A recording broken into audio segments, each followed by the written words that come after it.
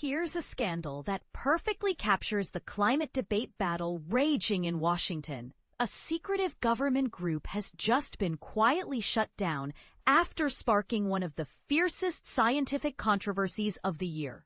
Energy Secretary Chris Wright has officially dissolved the Department of Energy's Climate Working Group, CWG, a controversial assembly that created what dozens of independent climate scientists are calling a report riddled with fundamental errors and dangerous misrepresentations of established climate science.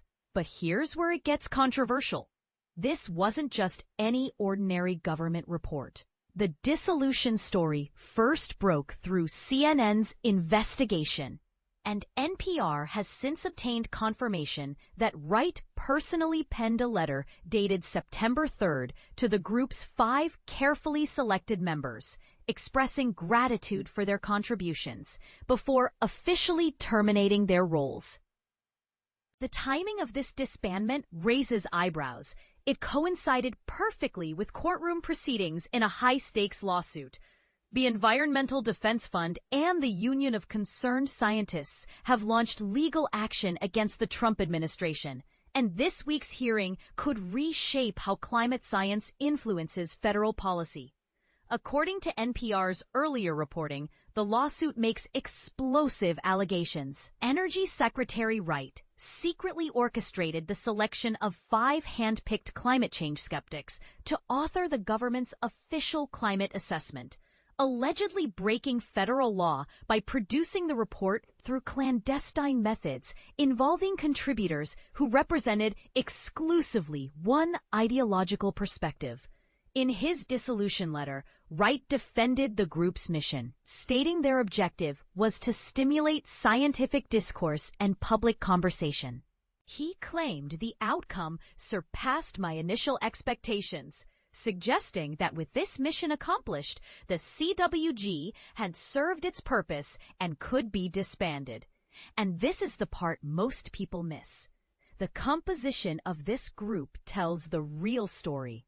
The CWG brought together 4 scientists and 1 economist, all individuals who have publicly challenged the overwhelming scientific consensus that climate change represents an existential threat to human civilization and natural ecosystems.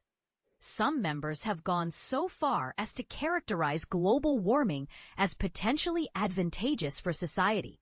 The report's true purpose becomes clear when you follow the paper trail.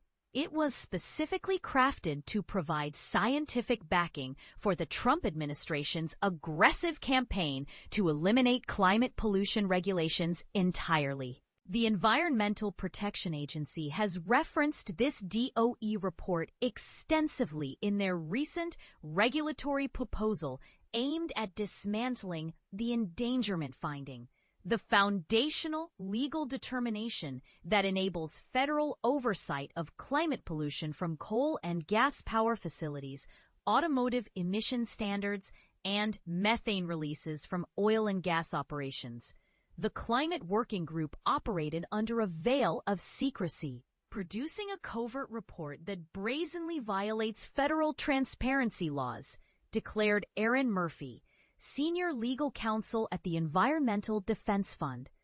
This document is now being weaponized to weaken essential safeguards against climate pollution that threatens the safety and economic well-being of every American family.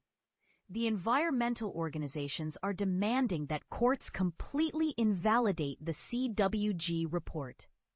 However, during a conference appearance in Belgium last Friday, Wright celebrated the document's impact in generating transparent, bidirectional scientific dialogue. Our goal is to bring together individuals with contrasting viewpoints and disagreements, facilitating constructive debate where they can thoroughly examine the evidence, Wright explained to the international audience.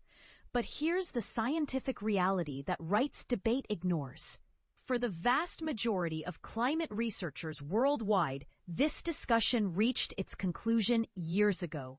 Andrew Dessler, who holds the position of atmospheric sciences professor at Texas A&M University, spearheaded the coordinated response from climate science experts. He emphasizes a crucial distinction that beginners in climate science should understand. Unlike the DOE's controversial report, legitimate climate assessments from organizations like the United Nations Intergovernmental Panel on Climate Change involve contributions from hundreds of international scientists and undergo rigorous multiple-stage peer review processes. When well-established scientific findings face challenges from arguments that deliberately ignore or contradict decades of robust evidence, these so-called debates fail to enhance our scientific knowledge, Dessler explained in his statement to NPR. Rather than advancing understanding, they create confusion and divert attention from meaningful scientific research. Dessler draws a striking parallel that should concern every American. The CWG report employs the identical Dept manufacturing tactics that the tobacco industry perfected to delay regulation of their deadly products for decades. While the Energy Department's Climate Working Group has been officially disbanded, the legal battle over its controversial report's influence continues. The central question remains whether this disputed document will shape EPA's critical decisions regarding climate pollution regulations. A federal judge has scheduled September 23rd as the date for considering the Trump administration's motion to dismiss portions of the ongoing case. So here's the million-dollar question that should spark heated debate. Is this the kind of scientific dialogue that serves the public interest? Or does it represent something far more troubling, a calculated attempt to manufacture doubt about settled science for political gain? What do you think? Are we witnessing legitimate scientific debate, or is this a dangerous precedent that prioritizes ideology over evidence? The comment section awaits your perspective. And don't expect everyone to agree with your viewpoint.